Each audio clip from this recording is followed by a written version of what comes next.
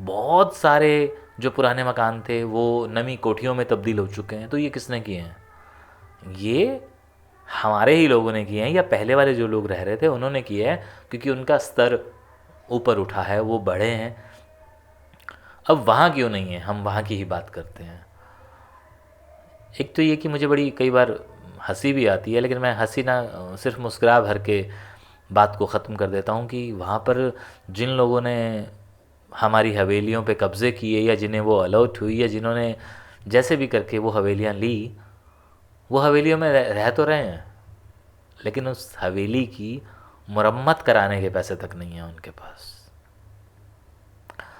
मतलब मैंने ऐसी बड़ी सारी हवेलियाँ देखी हैं जिनके रंग रोगन नहीं हुए हैं। तो अब आपने पूछा क्यों। अब क्यों का जवाब तो वैसे तो कहते हैं कि यार क्यों का कोई जवाब नहीं हुआ करता। बस बात ये समझ जाएं कि वहाँ पर तरक्की नहीं हुई है, और वहाँ पर जो लोग भी रह रहे हैं वो बस रह रहे हैं। उसने आकर के पता क्या कहा था? उसने कहा क्योंकि ये पाकिस्तान है, हम लोग चोर हैं, बेईमान हैं, धोखेबाज हैं। तो मुझे वो तो ये कह ही रहा था। मैं अपने घर में अपने फादर साहब के साथ, वालिद साहब के साथ जब ये बैठ के वो चीज़ें, एक्चुअली वो लोग देख रहे थे, मैं तो ऊपर सेंटर हुआ था, तो मुझे हंसी, तो मुझे मुस्कुराहट, मैं मुस्कुराया भर, लेकिन मेरे फादर साहब बहुत ज़ोर से हंसने लगे कि ये बंदा क्या बोल रहा है। मैंने कहा बाबूजी वो सच बोल रहा है। यार हम मुसलमान हैं ना, मुसलमान बेईमान चोर डाकू, ये हमारा ये काम है, बाकी कुछ नहीं है। कुछ दिन पहले एक कमेंट आया था, और वो किया था अविनाश जी ने, अविनाश कमल, जो कि हमारे व्यूवर्स हैं। उन्होंने कहा कि केशु भाई ऐसा क्यों है कि पाकिस्तान के गांव आज भी वैसे के वैसे ही पड़े हैं, जिससे कि भारत में पाकिस्तान से आए हुए लोग आज भी पहचान लेते हैं, जबकि भारत के बहुत गांव ज़्यादा बदल चुके हैं। ऐसा क्यों है? और पहली बात तो जवाब देने से पहले मैं अविनाश जी आप ही को बता दूं कि अगर मैं कुछ बोलूँगा तो आप ही में से बहुत सारे लोग ये बोलेंगे कि पाकिस्तान से नहीं आए थे। पहले तो इस बात को क्लियर कर लेना चाहिए। और मुझे ये बहुत अजीब सा लगता है कि हमारी बातचीत के एक एक शब्द को पकड़ा जाता है। बट एनीवे, आपने पूछा, उसका जवाब देते हैं। हमारे यहाँ पर तब्दीलियाँ हो चुकी हैं, वहाँ ऐसा क्यों नहीं हुआ है कि एज इट इज़ चीज़ें पड़ी हैं? तो इसके बारे में बहुत ज़्यादा विस्तार से बात ना करते हुए, क्योंकि अगर मैंने बहुत ज़्यादा डिटेल में बहुत लंबी बातें बातें कर दी तो वो मैं अकेला रहूँगा। हालांकि इस मुद्दे पर बात करने के लिए मुझे एक दो वहाँ के लोगों को भी लेना पड़ेगा, जिसमें से आलम है, लेकिन मैं उसका ओपिनियन ऑलरेडी ले चुका हूँ। तो उसके बाद मैं आपको ये बता दूं कि हमारा जो ये प्रदेश है ना, या आप कहीं पे भी बदलाव को देखते हैं, तो हम इंडियंस जिस जिस एरिया में जहाँ जहाँ रहे, वहाँ हम सब ने तरक्कियाँ की। हम सब ने क्या की? खैर हमारी सरकारों ने भी की। अब इसका एक छोटा सा जवाब, क्योंकि पाकिस्तान में कोई सरकार ही नहीं है।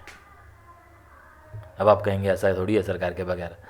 मैं बस वही कह रहा हूँ कि एक छोटी सी बात की, पाकिस्तान में कोई सरकार इसीलिए नहीं है क्योंकि वहाँ पे तो आप जानते हैं पाकिस्तान की हुकूमत को तो वहाँ पे वहाँ की फ़ौज चला रही है, सेना चला रही है ना। तो एक वो बहुत बड़ा कारण है कि वहाँ जितना भी पैसा आता है, या टैक्सेस होते हैं, या अर्न किया जाता है, या डोनेशन आता है, या कर्ज़े आते हैं, वो उन चीज़ों पे नहीं लगाते हैं। जैसे एग्ज़ाम्पल, मैं कुरुक्षेत्र शहर में रहता हूँ। मेरे शहर के अंदर पिछले 10 सालों में तकरीबन तकरीबन कागज़ों में तो 20 अरब खर्चा हुआ है। अब 20 अरब में क्या बना होगा वो बात एक अलहदा है, क्या क्या बना है मैं उसकी डिटेल नहीं देना चाहता। हालांकि वो पैसा कहीं ना कहीं लगा है। जैसे कि 300 करोड़ का तो हमारा एलिवेटेड ट्रैक ही है जो बन रहा है।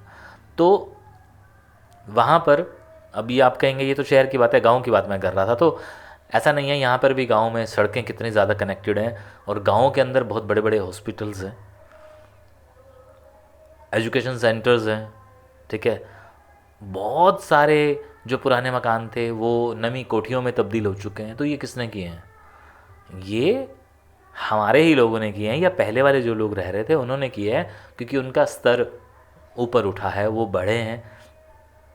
अब वहाँ क्यों नहीं है, हम वहाँ की ही बात करते हैं।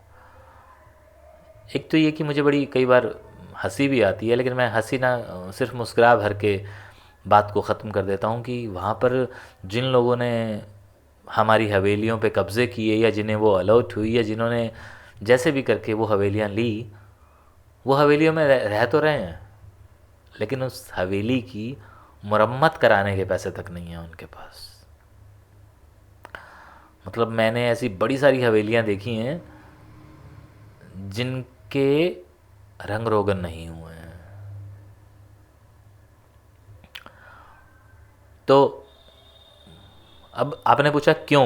अब क्यों का जवाब तो वैसे तो कहते हैं कि यार क्यों का कोई जवाब नहीं हुआ करता।